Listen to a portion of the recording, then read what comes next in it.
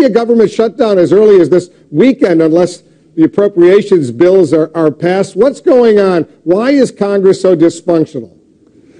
Well, this dysfunction seems to be business as usual. How many times have we gone through this in the last couple of years? It sort of is to be routine. You know, at the last minute, they go down to the wire and they negotiate up to the bitter end, always trying to get one angle over the other one. So I don't think the government is going to shut down. It hasn't happened in a long, long time. So I don't think it's in the interest of either party to do it. So they'll probably come up with some compromise at midnight, and settle the argument. But it does send a horrible message when various agencies of the federal government are told, get ready, so-called non-essential personnel may be out of work as early as Saturday or Sunday. I mean, it sends an awful message out there that the people in Washington can't get their act together. I'm just saying. But if you disagree with me, go ahead.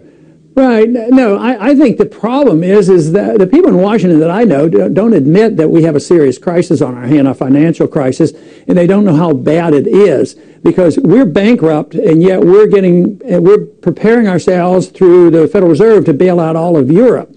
And there's no money, and the debt is the problem. So they're up against the wall, and nobody wants to cut anything. But if they knew how bad it was, they would cut, and they would start living within our means, and that means looking at all the budget. But no, they're going to delay it. They think it's a football game, and they're going to play it and see who's going to get the best edge in the next election to see who can maintain or gain power.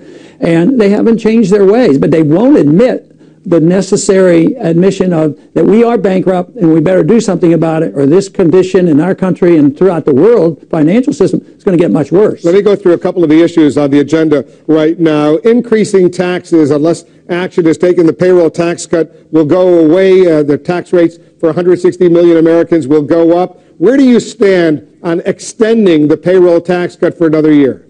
Well, I want to extend it because I see that as a tax increase.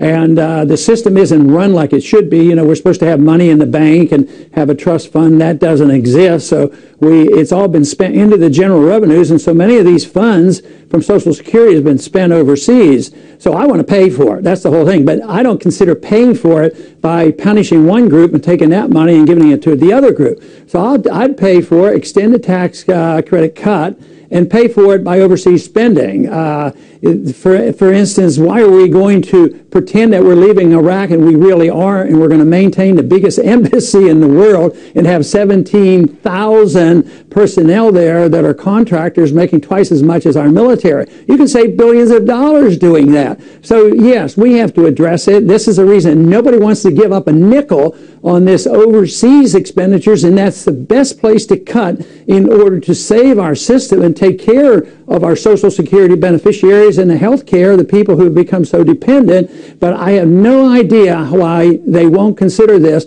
And evidently the lobbyists for spending this money overseas and for the military is so powerful that neither Democrats nor Republicans want to really talk about cutting overseas spending. Bring troops home. That would save billions of dollars. So the money is there, but this idea that you have to raise taxes on the rich in order to pay for the payroll tax cut makes no sense, and that's why they're arguing about it.